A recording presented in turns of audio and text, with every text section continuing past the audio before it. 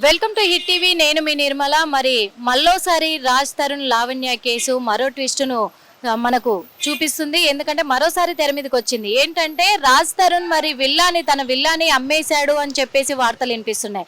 ఇది ఎంతవరకు నిజము ఎంతవరకు అవాస్తవమో తెలియదు, కానీ తన విల్లాని అయితే అమ్మేశాడు. మరి ఈ రోజు ఆ విల్లాని కొన్న వాళ్ళు ఎవరైతే ఉన్నారో వాళ్ళు వచ్చి ఇక్కడ లావణ్యను లోపల నుంచి ఖాళీ చేయిస్తున్నారు అనే వార్తలు వినిపిస్తున్నాయి. కానీ ఇప్పటికీ మరి లావణ్య ఎక్కడుంది, లోపల ఉందా మరి బయట ఉందా తెలీదు.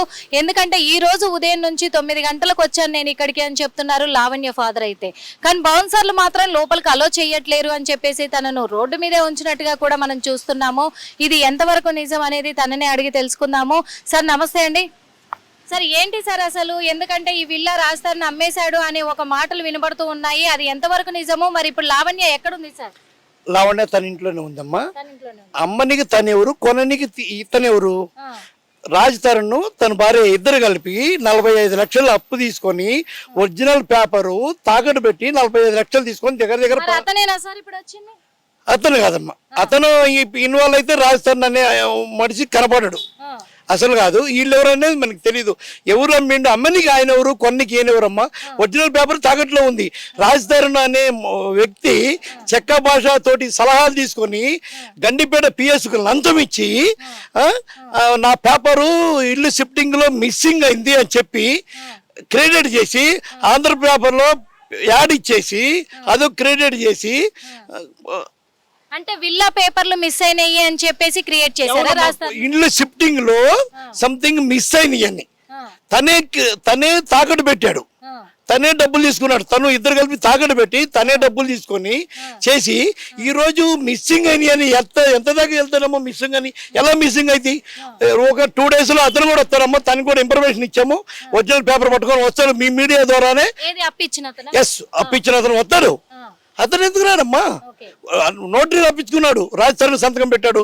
రాజ్ తరుణ్ చెక్ రాసి ఇచ్చిన సంతకాలు ఉన్నాయి, మా పాప సంతకాలు ఉన్నాయి, వాళ్ళ పేరెంట్స్ ఇచ్చిన సంతకాలు ఉన్నాయి, చెక్ బుక్లు ఉన్నాయి, నోటరీ ఉంది. అన్ని ఉండగా అంత బలం ఉండగా అమ్మనికి తను ఎవరు, కొన్నికి ఎవరైనా చేస్తే అప్పించిన తాకట్టు పెట్టిన వాళ్ళు రావాలి. అంటే మీకు ఏమన్నా విషయం తెలుసుకొని వచ్చారా? ఎట్లా సార్? ఎలా మా పాప గురించి, మా పాప మేము ఇక్కడే సంగారెడ్డిలో ఉంటామమ్మా. మా పాప గురించి హెల్త్ బాగాలేదంటే హాస్పిటల్ తీసుకెళ్దామని 8:45కి వచ్చా. నేను ఒక సిటిజన్ అని కూడా చూడకుండా బిహేవ్ చేసుకుంటూ ఇద్దరు బ్యాడ్ బౌన్సర్లు నన్ను లోపలికి ఎలవ్ చేయలేదు. నా ఇంటికి మా పాప ఇంటికి, సారీ నా ఇల్లు కాదు, నా పాప ఇంటికి నన్ను ఎలవ్ చేయలేదమ్మా. సీనియర్ ఒక సిటిజన్ పొద్దున్న నుంచి తినలేదు, తాగనికి వాటర్ కొనలేదు, అలాంటి మనిషిని, ఒంట్లో బాగలేని మనిషిని గేట్ కాడ ఆపేసి. అంటే నిన్న కూడా మీరు వచ్చారని సమాచారం. మరి నిన్న అలో చేసిన వాళ్ళు ఈ రోజు అదే కదమ్మా, అదే కదా ఈ చెక్క భాష రాజ్ తరుణ్ అన్న ప్లే అది. ఎస్ అమ్మ 100% చెక్క భాష అలియాస్ శేఖర్ భాష వీళ్ళిద్దరు ఆడిన ప్లే ఎదురుగా నమ్మను. నేను ఎదురుగా చెబుతా 100% మన దగ్గర ఎవిడెన్స్ ఉంది, చూపిస్తాను నేను. అయితే మరి ఉదయం నుంచి మీరు బయటే ఉన్నారా? అవునమ్మా, ఇక్కడే ఉన్నాను. తినలేదు లేదా టిఫిన్ కూడా మీరు విజువల్లో చూసుకోవచ్చు. టిఫిన్ కూడా ఇక్కడే ఉందమ్మా. నేను తినబుద్ది కదా. మా పాప ఆడ ఏమైందో జరగదు, ఏం జరుగుతుందో తెలియదు. అసలు ప్రాణంతో ఉందో లేదో కూడా నాకు తెలియదమ్మా. లోపల మీ పాప ఒక్కరే ఉన్నారా? మా పాప ఉంది, మా బాబు చిన్నోడమ్మా, వాడు చిన్న అబ్బాయి. వాడేం చేస్తాడు? ఇద్దరే ఉన్నారు. అంటే ఇప్పుడు ఇది కొన్న వాళ్ళు ఎవరు ఏంటి ఏమన్నా మీకు తెలుసా? తెలీదమ్మా, తెలీదు. మరి మీరు కొన్న వాళ్ళు వచ్చి ఖాళీ చేయిస్తున్నారని మీకు ఎలా తెలుసు? ఎలా ఖాళీ చేస్తారమ్మా? ఏ లెక్క ప్రకారం ఖాళీ చేస్తాం? అర్థమైందా? 1,80,00,000 పెట్టి రాజ్ తరుణ్ అనే మనిషి 2014-13 ఒక అటు ఇటు కొన్నాడు. 85 లక్షలు పెట్టి మోడిఫికేషన్ చేశాను నేను. నా పాప చెప్పి, అంటే ఫైనాన్స్ నేను చేపించాను, డబ్బులు ఇస్తే తను చేపించుకుని దగ్గరుండి. అంటే ఇప్పుడు వేరే వాళ్ళకి అమ్మాడు అనే ఇన్ఫర్మేషన్ మీకైతే తెలుసా? తెలీదమ్మా. ఎలా అమ్ముతారమ్మా? అమ్మనికి ఆయన ఎవరు, కొన్నికి ఈయన ఎవరు? మా పాపకు తెలియకుండా ఏది వచ్చినా కూడా కొన్నోడు బలైపోతాడు, అమ్మినోడు కూడా ఇద్దరు లోపలైపోతారమ్మా. ఇది మాత్రం మీ మీడియా ద్వారా వాళ్ళకి తెలియాలని చెప్తున్నాను. మరి మిమ్మల్ని ఎందుకు లోపలికి అలో చేయట్లేదు? అదే కదా ఈ చెక్క భాష వాళ్ళిద్దరు చేసిన ప్లాన్ తోటి నన్ను ఎలా చేయట్లేదు. రాత్రి వెళ్ళానమ్మా, 8:45 రాత్రి 7 నుంచి వెళ్ళాను. ఎందుకంటే మరి లోపల ఎవరు లేనప్పుడు, ఎవరు ఖాళీ చేయిస్తలేనప్పుడు, ఎలాంటి ఇష్యూ జరగనప్పుడు నిన్నటి వరకు మీరు లోపల ఉన్న వాళ్ళు ఈ రోజు మాత్రం మరి మధ్యాహ్నం వచ్చాను. మధ్యాహ్నం వచ్చేసా. పాప ఎలా ఒంట్లో బాగలేదు కదా, టాబ్లెట్లు మరి ఈ రోజు ఎందుకు లోపలికి అలో చేయట్లేదు? మరి లోపల ఏం జరుగుతుంది? అది మేము చేసుకున్న అది ఇంత హెల్ప్ చేసినాం కదా. ఏం జరుగుతుంది అనుకుంటున్నారు? లోపల మా పాపకు అన్యాయం జరుగుతుంది, ప్రాణ భయం ఉందమ్మా. అది చెక్క భాష అలియాస్ శేఖర్ భాష. చెక్క భాష నుంచి మా పాపకు రాజస్థానం ద్వారా చెక్క భాష నుంచి మా పాపకు 100% ప్రాణహాని ఉంది. పోలీసు మీడియా కూడా పోలీసు వాళ్ళు కూడా వాళ్ళకే సహకరిస్తున్నారు. 100కి ఫోన్ చేసే వాళ్ళు వచ్చారు కూడా ఏం రెస్పాన్సిబుల్ ఇవ్వలేదమ్మా, ఏం రెస్పాన్సిబుల్ ఇవ్వలేదు. వాళ్ళు కూడా వాళ్ళకే అనుకూలంగా ఉన్నారు. ఎస్ 100% వాళ్ళకే అనుకూలంగా ఉన్నారు. వాళ్ళు చెప్పిన మాటే గంగె తూపినట్టు తలూపారు. కనీసం నాకు లోపల పోనీ కూడా మా పాప ఎలా ఉందంటే మా పాపనే బౌన్సర్లు పోయి తీసుకురావటం. అదేందమ్మా, మా పాప ఇంటికి నేను పోనీకి నాకు అధికారం లేదు, ఎవరికి ఉంటుంది? అయితే ఇప్పుడు మరి ఏం చేద్దాం అనుకుంటారు? అసలు లావణ్య ఇష్యూ ఏంటి? లేదమ్మా, మా పాపకు తక్షణం న్యాయం జరిగేదాకా రాజస్థాన్ నేను రావాలి. రాజస్థాన్ అనే మనిషి బతికి ఉంటే, మిస్సింగ్ అయితే నేను పేపర్ మిస్సింగ్ అయినప్పుడు నా దృష్టిలో మనిషి కూడా మిస్సింగ్ అయిపోయాడు. మీ మీడియా ద్వారా తెలుసుకోవాలా, బతికుంటే వచ్చేవాడు కదా. అంటే ఇప్పుడు లోపల ఏం జరుగుతుందో తెలియట్లేదు, ఎవరున్నారో తెలియట్లేదు. ఇప్పుడు మిమ్మల్ని లోపలికి పంపించట్లేదు, మిమ్మల్ని బయటే పెట్టారు. కానీ ఈ లోపల ఏం జరుగుతుంది అని తెలుసుకోవడానికి మీరు ఏం చేయాలనుకుంటున్నారు? ఏం చేయలేదు, మీ మీడియా ద్వారానే పబ్లిక్ కూడా తెలియాలి కదా.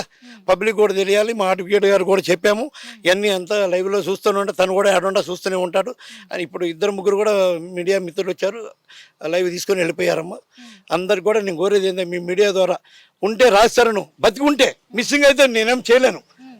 ముండం మోసినట్టు ఉంటుంది మా పాప, ఇంకా మేమేం చేయలేము, ఇంట్లో ఉంటాం. రాజు అనే మనిషి చెక్క భాషను పక్కన పెట్టు, రాజు నువ్వనే బతికి ఉంటే వచ్చి మాట్లాడు ఫేస్ టు ఫేస్. మీరు వెళ్ళిపోమంటే డైరెక్ట్ వెళ్ళిపోతాం. నా డబ్బులు పోతే పోయినాయి, 85 lakhs పోతే పోయినాయి. 80 కుక్కలు మేపాము అనుకుంటాం, 10 కుక్కలు మేపిన అనుకుంటాం. దాంట్లో నువ్వు కుక్క, నువ్వు బతికుంటే రా. మిస్సింగ్ అయితే నేనేం చేయలేను, బతికుంటే రా. మీ మీడియా ద్వారా రాజు అదే చెబుతున్నా, చెక్క భాష మాట వినొద్దు. డైరెక్ట్ మనిషి దాకా ఫేస్ టు ఫేస్ నేను ఆడగలమంటే ఆడుకొస్తాను. నిన్ను హైదరాబాద్ తీసుకొచ్చింది నా బిడ్డ, నిన్ను ఒక ఇంప్రూవ్ చేసింది నా బిడ్డ. రాజా రవీంద్ర గారా, మీరు కూడా వినండి సార్. రాజతరుణ్ ఎలాంటి మనిషో మీకు తెలుసు, మా పాప నుంచి ఎలా ఇంప్రూవ్ అయినాడో మీకు కూడా తెలుసు. రాజా రవీంద్ర గారు, అక్కినేని నాగార్జున గారు, అమర గారు, మీకు కూడా తెలుసండి మా పాప విషయం. దయచేసి మీ మీడియా ద్వారా వాళ్ళకి కొంచెం మీరు ఎలా చేస్తారో చేయండి. మా పాపకు అన్యాయం జరిగిందంటే, మా పాపకి ఏమైనా అయిందంటే వీళ్ళ ముందే నేను సూసైడ్ చేసుకొని ఇక్కడే సరిపోతా. గుర్తుపెట్టుకోండి, మా విల్లా ముందు ఇక్కడే నన్ను గేట్లో కూడా బౌన్సర్లు అవసరం అండి. మేమేం కిల్లర్స్తాం వాళ్ళ దాకా ఎడిటింగ్గా మేమేమన్నా ఏం తప్పు చేసామా? రాజతరుణ్ తప్పు చేశాడు, చెక్క భాషతో చేయగలిపాడు. 3 లక్షలు లంచం ఇచ్చాడు, వాడు 1 కోటి రూపాయలు డిమాండ్ చేసిండు. 3 లక్షలు అడ్వాన్స్ ఇచ్చాడు, పని చేయించాడు. అదంతా నాకు తెలుసు.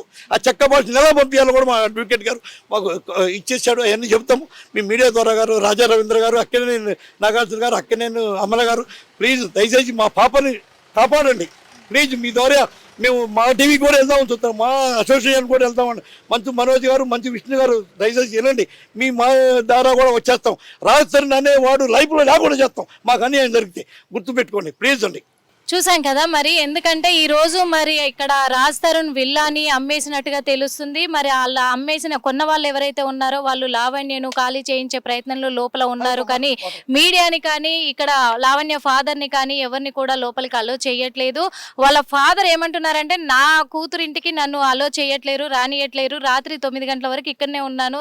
నిన్న మధ్యాహ్నం వచ్చి మా పాపకి ఒంట్లో బాగాలేదంటే వచ్చాను, ఇక్కడ నుంచి వెళ్ళాను. నిన్నటి వరకు అలో చేసిన వాళ్ళు ఈ రోజు నన్ను కూడా ఆపేసి అంటే లోపల ఏదో జరుగుతుంది. ఇంకొక విషయం ఏంటంటే, విల్లా పైన అప్పు తీసుకున్నట్లుగా తెలుసు. మొన్న కూడా కొత్తగా వెలుగులోకి వచ్చింది ఆ కేసు. మరి ఒక పొలిటికల్ వ్యక్తి వీళ్లకు డబ్బులు ఇచ్చినట్టుగా కూడా తెలుసు, 50 లక్షల వరకు తీసుకున్నట్టుగా తెలుసు. అది ఇద్దరి వాంగ్మూలం ప్రకారమే, రాజ్ తరుణ్ లావణ్య ఇద్దరి అభిప్రాయం ప్రకారమే ఇద్దరు వెళ్ళి తీసుకున్నప్పటికీ కూడా మరి ఆ డబ్బులు ఇచ్చిన వ్యక్తి కాదు ఇప్పుడు ఇక్కడికి విల్లా దగ్గరికి వచ్చింది. ఫోన్ లిఫ్ట్ చేయట్లేదు, బౌన్సర్లు మాత్రం నన్ను ఇక్కడే ఆపేశారు. కానీ లోపల ఏదో జరుగుతుంది సంథింగ్ అని మాకు భయంగా ఉంది. కాబట్టి ఖచ్చితంగా మాకు రక్షణ కల్పించాలి అని మేము కోరుకుంటున్నామని లావణ్య ఫాదర్ చెప్పుకొస్తూ ఉన్నారు.